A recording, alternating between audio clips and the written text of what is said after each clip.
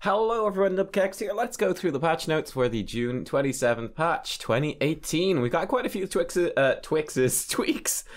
and fixes. Oh man, Twixes are delicious. I love a Twix right now. Number 1, Volskaya Foundry is back in the ranked play Battleground pool. Bugs are fixed. It's good to go, so look forward to playing there some more. And then, as you can see, a whole bunch of heroes have been changed, so let's dive into them. First up, Cassia. Level 1, Seraph's Hymn has a totally new functionality, which is to reduce Blinding Light's cooldown and mana cost by 33%, and basic attacks against blinded enemies will now do 100% bonus damage. And the old Blinded Light from Cassia used to reduce the mana cost from 70 to 40, and have basic attacks against blinded enemies reduce the cooldown by 2 seconds. Bearing in mind, it's normally a 15-second cooldown. And it passively gives her 20% increased damage to blinded targets. That basically means that you're getting effectively the same, almost the exact same, perhaps even more cooldown reduction, right? From the new talent, and on top of that, you're getting a large damage boost against blinded targets. You're trying to compete against Thunderstroke and against Charge Strikes, so a super powerful early game talent, a super powerful questing talent that synergizes with Thunderguard's Vigor and with Pierce. So you're going up against some pretty powerful things. This is a powerful effect, and this talent is now radically different and will completely change up how you're going to play. So I like where they're going with it. I don't know if I love the talent myself personally. It sounds, a bit clunky to play with. Like you need to, stack more blinds in your team to make it work. But I mean, it's still pretty cool. Something that can stand up against the other one. Also, Impale to get a bit of a buff. So Impale is the talent that they take 50% increased damage from Fend. This is now any enemies below 60% maximum health. Next up, we have Phoenix. Phoenix has had his HP regen, and his shield scaling and shield regen. The scaling on those has gone down from 4.25% to 4%. 4% being, of course, the standard scaling that we see in most cases. Also, Planet Cracker got a slight little bit of a damage buff. In terms of his talents, Combat Advantage, which is bonus damage against slowed enemies with your Q, has had its damage bonus reduced from 40 to 35. Warp Warfare got quite a big buff. This is an attack speed from 125 to 175. So, F is for Phoenix. F, there he is. Warp Warfare. That's the wrong one. It's this one. So yeah, 4 seconds. You're going to get now, instead of 125%, you're going to get 175% attack speed for 4 seconds with repeater cannon mode. So that's a pretty big buff, trying to bring this in as a viable talent. And also opening, of course, up some other ones. Here we can see a similar trend with Adanium Shell, which is going to give you 50 armor after warping. This one here, so very much encouraging that warp in aggressively for some repeater cannon attacks, which is pretty cool to see. Rapid Recharge has been buffed as well. Your shield recharge amount is going to be 60% of healing received as opposed to 40%. And auxiliary shields has been nerfed. You're going to get 10% shield regen for basic attack down from 15%. So just balancing out those kind of shield survivability talents over there. On the whole, I think it sounds pretty good. Bear in mind, these are going to affect Phoenix pretty hard, right? Because Phoenix is a relatively short-ranged hero who can do very consistent damage with his Q, with his basic attacks. Any reductions to his shield and his health are going to impact him in a pretty big way, because they're going to reduce the effective damage he can do. So there you go. That is the Phoenix changes. Next up, Greymane. Gulnarian Cocktail, the cooldown reduced by 1 second from 10 to 9. At level 1, Perfect Aim, the mana refund for hitting a hero, I believe, is up from 35 to 45. That's exactly what it is. So 30% cooldown cocktail range. Now we'll refund 45 mana, which is almost all of the mana. Level 13 Visceral Attacks is gone, but Unfettered Assault now makes Worgen basic attacks reduce Razor Swipe's cooldown by 1.5 seconds. So which one is Visceral Attacks? There we go. It's literally, they just baked in Visceral Attacks into Unfettered Assault, increasing Razor Swipe's lunge distance and then giving it 1.5 second cooldown reduction now off the 4 second cooldown that Razor Swipe does have. So that's a pretty big deal. I mean, I like level 13 a lot. You got that move speed now.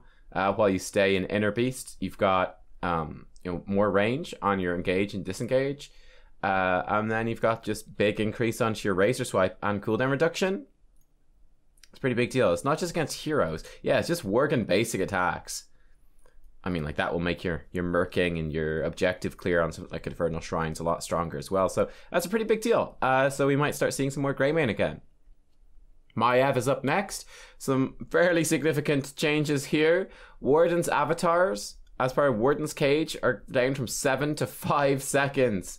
That's pretty huge. So the Warden Cage is going to last an awful lot less time. I'm bad at letters. I was like, Morales? Wait, shouldn't Maiev be before Morales? Oh, it's Lieutenant. It's an L. God damn it. But yeah, so yeah, the cage, instead of lasting for 7 seconds, now lasting for 5. Pursuit of Vengeance. Cooldown reduction is increased from 1.5 to 2.5. That's a very big deal. So for each hero you tether with Umbral Bind with her W, you're now going to get 2.5 seconds cooldown reduction on Spirit of Vengeance. So it's going to enable you to, you know, E in, hit your W, Umbral Bind very aggressively. Go for those aggressive ones on large clumps of enemies, and then have your what's it called? Spirit of Vengeance ready to dash out straight again immediately. Pretty huge. Shadow Armor actually been buffed up as well, trying to open up even more aggressive play. So this is using your blink. So blinking in with your Spirit of Vengeance is going to give you armor, 20 armor now for 3 seconds instead of for 2.5. So definitely encouraging some aggressive play. Cruel Chain, the damage bonus per stack has been reduced from 40 to 30, and the maximum damage bonus reduced from 200% to 150%. So you're not going to get as much damage out of that. But Vengeful Knives, bonus damage per hero hit, has been increased from 1.2% to 1.5% of maximum health. And you probably haven't seen this one too often, but every hero hit by Spirit of Vengeance, your next fan of knives is going to deal more damage. So pretty interesting there, obviously boosting a lot of the E-type talents to encourage you to use that one a little bit more aggressively, which is pretty cool. You know, just opening up, like I said, some of those talents you haven't really seen too much before, and nerfing Warden's Cage. That's pretty good. I think we got some nice changes there for Maiev overall. Tracer, a bit of a nerf. Basic attack damage, slightly down. Blink cooldown, slightly up. Very small, but I think, you know, that's pretty good overall. Nice changes for Zul'jin then. Level 4, Amani Rage is now going to be baseline. And the other Amani Rage is going to get a little bit of a tweak, the talent. So you're going to get the Amani Hide talent, which is going to give you the cooldown that you're familiar with Amani Rage now, with 20-second cooldown, and you're going to have 10 armor while you're regenning your HP. So you're running ad block. They caught me. But Amani Rage, you can see at the moment, this is the one where you lose half of your current HP, and then you heal it back up over 10 seconds, and you gain 5 armor while you're regenerating that health that you sacrificed yourself. Basically what this lets you do is get a whole ton more value out of your trait. Okay, you just get that extra attack speed. Some other things like like this one, when you're below certain HP thresholds, you get even more bonuses. So it's basically activating those manually, especially that baseline attack speed trait. So you're now going to be able to activate that just from level 1. It's just baked in. But it is a 30-second cooldown. You don't get any armor. And yeah, you could just make it a 20-second cooldown with 10 armor now with that talent. So that's pretty nice. Nice little changes to Zul'jin, just making him a bit more playable. Unfortunately, we don't see a similar change with Nazeebo on his level 20, which should really be baked in as well, IMO. But Plague of Toads, damage slightly nerfed, and the Gargantuan damage and HP slightly nerfed as well. Just trying to normalize this hero a little bit, open up some different playstyles apart from just spamming your Toads and spamming Gargantuans and fights and stuff like that. So yeah, a little bit of a tuning tweak to him. Probius has a pretty big buff here, but it is a level 20 buff, so it's not something you're going to see in most games have a big impact. But his Probius loop, the required number of heroes to create a new warp rift, reduced from 2 to 1. Probius is here, so let's check out this talent. Okay, a lot of you people might not know it. I didn't know it off the top of my head either. So it's whenever a rift explosion hits 2 or more enemy heroes, create a new warp rift in the same location. So this is now going to be whenever an explosion hits 1 hero, so long as you hit a hero, we'll just make a new warp rift right there, with big synergies to things like, you know, quantum entanglement or gravity well, or like any of these 16s. So that's a pretty massive power spike, to be honest with you. They made that talent way, way better. But it's a level 20 talent, so it's not going to affect most games. Right, it's not going to affect most games, but still worth noting. We'll see. Maybe on some of those later game maps you could build around that very particularly. We'll see. Zagara, some big nerfs to her. Basic attack damage slightly down. Her Hunter Killer, her W Hydralisk spawn, damage slightly down. Infested drop, Roach damage slightly down as well. Nidus Network, cooldown increased substantially, 20% increase on that cooldown. And the cooldown reduction per basic attacks is down from 0.75 of a second to only half a second. So that's a pretty massive nerf. Really got to cut down on her global mobility. It's got to cut down on her laning and just her overall power in pretty much every respect. So fairly significant nerfs to Zagara on the whole there. So yeah, we'll see. This could take a big swipe at her power level overall. We'll see how it goes. In the supports, Ana, Shrike will now apply doses to structures, so you can get a little bit more self-healing, a little bit more structural damage going through that. Deckard, more nados, has been buffed. Cooldown reduction going up from 5 to 6 seconds. So this is the cooldown reduction on Lore Nado, which by default has a 40-second cooldown. With this, it's now going to have 6 seconds off per hero knocked back. So that should make this maybe a bit more viable. You'll have those Lore Nado perhaps come up twice in a team fight more often. Should be interesting to see if more Nado is going to be picked up. I mean, compared to like very powerful things like Bottomless Flask, for example. Rehgar seeing some pretty big changes. Chain Heal, cooldown down 1 second from 9 to 8. The healing has been slightly buffed from 240 to 260. The mana cost down from 65 to 55. So that's a pretty substantial buff to his Q, to his Chain Heal.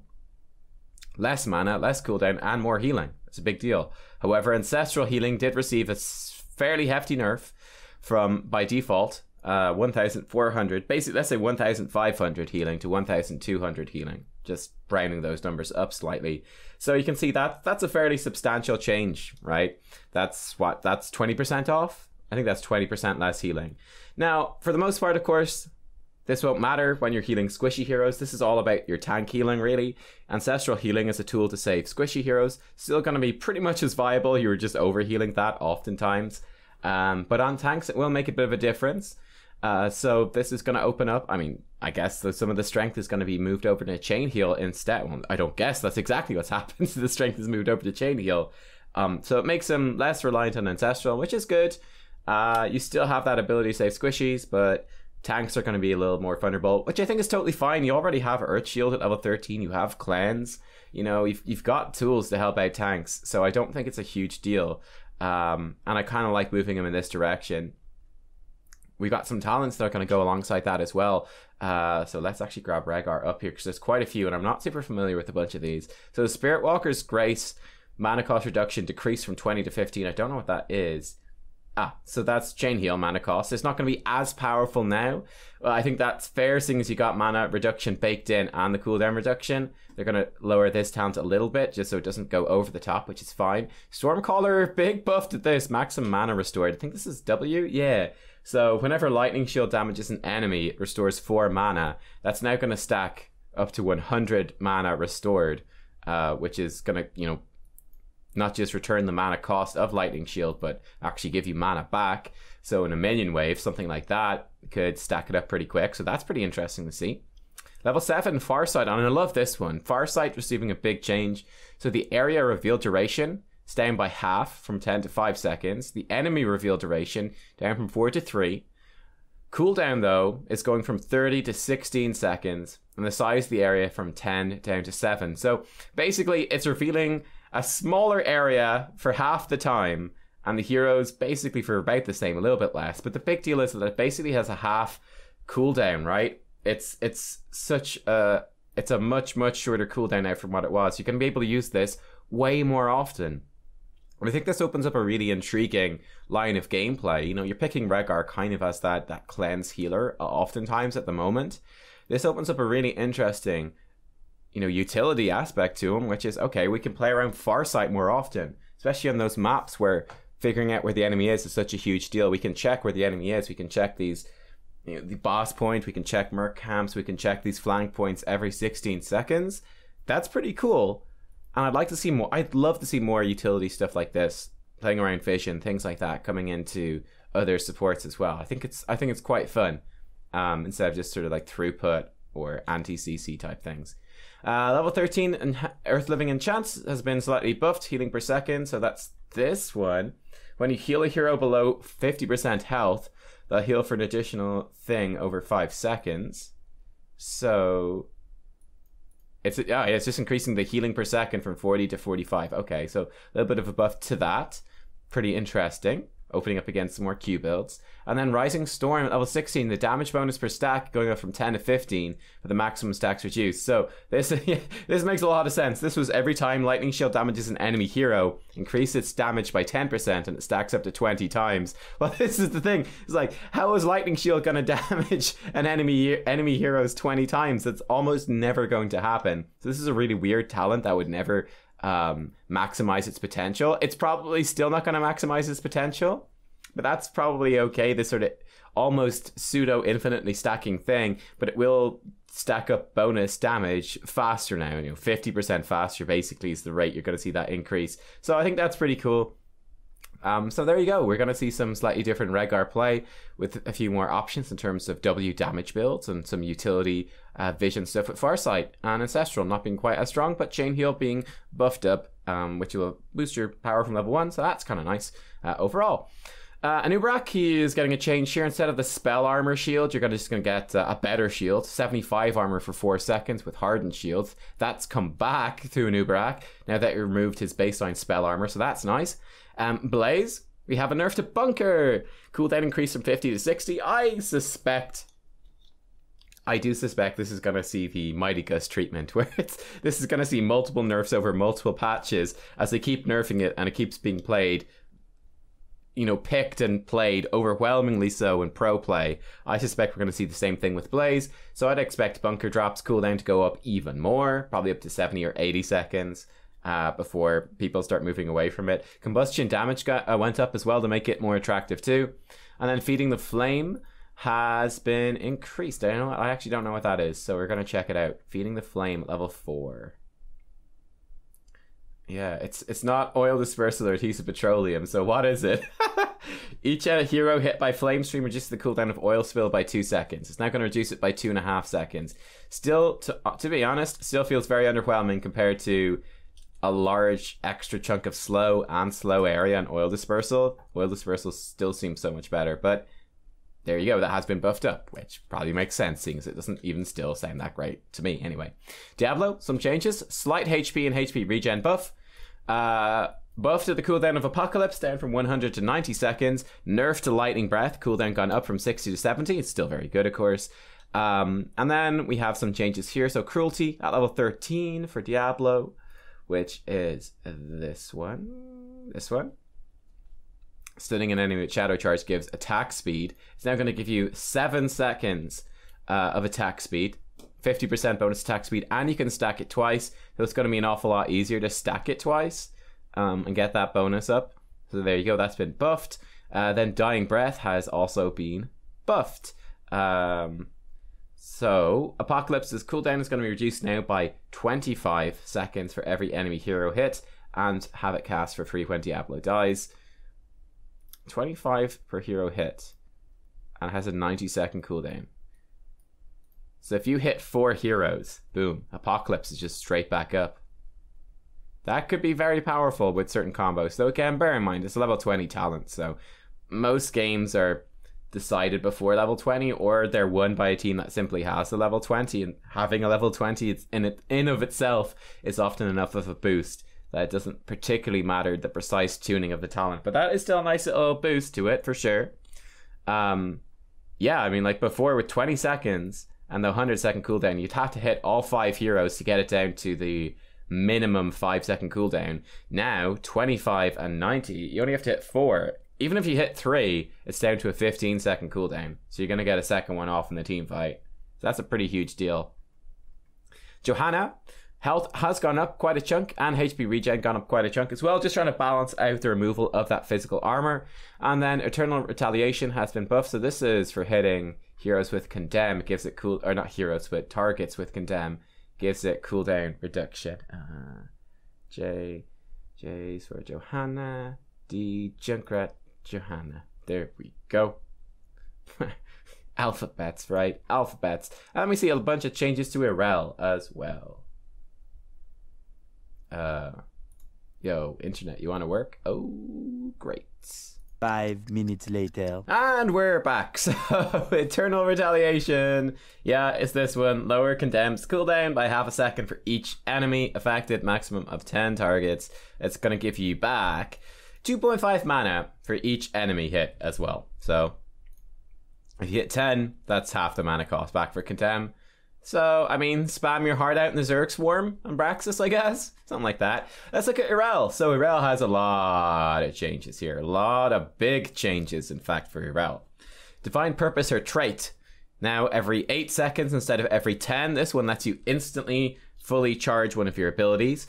And, this is huge too, the basic ability charge time is down from 1.5 seconds to 1.25 seconds. Yeah, that's pretty massive. It's going to make her feel a lot faster to play. It's going to make her a lot smoother, and it's going to make it harder to counter her. Avenging Wrath also, as you can see, got a large damage increase. This is her E, this is her jump attack. So using this aggressively, using it for wave clear or for damage in the team fight, is going to do an awful lot more. It's going to hit substantially harder. It was already, by the way, her hardest hitting ability. Now it's going to be even stronger. Level 4 then, big changes here as well. The first thing to note, Gift of the Narrow has been nerfed. Gift of the Narrow is this one, which makes Divine Purpose heal for 400. So that's been toned from 400 down to 275, which is a very big nerf. Of course, bear in mind it's somewhat normalized from the cooldown reduction, but it's also been nerfed beyond that as well, I do believe. Because it should be down to, let's say, 320, I think would be a fair. Is that right? Quick maths. I think that's right. Yeah, I'm pretty sure that's right. It should be down to 320 if it was just going down to move the 10-second value to an 8-second value. So it's been nerfed a little bit more than that. They obviously felt like it's a bit too strong. They have buffed up the other ones as well at the same time. So armor, Aegis of Light is going to give 35 armor now, which is pretty massive, right? Which is this one. Upon landing, Avenging Wrath grants nearby allied heroes 25. Now it is going to be 35 armor for 5 seconds. That's a very big amount of armor. Each point of armor is better than the last point of armor. It's just how the maths of it works. So that's massive. That becomes very appealing now, especially if you have something of a dive team. Of course, I suppose the trade-off here is that because now a chunk of your damage is coming from Avenging Wrath, you want to be hitting it on actual enemy targets instead of just, let's say, jumping to your allies and protecting them. So it gives perhaps something of a choice, but still, that seems very strong. And Hand of Freedom, the movement speed is even better. So this is your ability. It has a 30-second cooldown, and it gives an allied hero 35% movement speed for 3 seconds and removes all slows and roots from them. This is now going to give 50% movement speed, which is insanely fast, for 3 seconds, and remove all the slows and roots. So that's a pretty big deal there as well. Level 7, another big deal, Righteous Momentum. Yrel is no longer slowed while channeling Righteous Hammer, and it gives her 25% bonus move speed now, which is massive. You know what? I actually don't know how that counters out. While channeling Righteous Hammer at maximum charge, gain 45% movement speed. Bear in mind, while you were channeling, you were down 25%. So, I mean, quick maths. I'm not going to do this, but if you were running at 75% and you gain 45% movement speed, I guess you'd probably be a little bit faster than 100%, but not that much. Whereas now you're going to be, yeah, just straight up to 25% bonus movement speed. But the big deal too is that this is only at maximum charge, you get that bonus. Only at maximum speed, you get that bonus. Or maybe it's just an additive bonus. Maybe it's not even multiplicative. So you were running at 75% movement speed, and then you're just like up to what, 120%. So you're basically running at about the same speed at maximum charge, but you no longer have that 25% slow while you're charging the hammer, which is pretty nice. I mean, that just lets you get into position so much better for knocking people back at Righteous Hammer. It makes it way more usable. That honestly makes it super appealing. I mean, you're going up against Holy Avenger now. Hitting an enemy hero with Avenging Wrath at max charge reduces the cooldown. That's obviously nice with the damage boost and with Aegis of Light. Divine Steed is no longer, I would say, that definitely makes it less appealing. Divine Steed is a lot less appealing now that this is better, and that this is better, and that your Avenging Wrath is better by default, makes Holy Avenger better.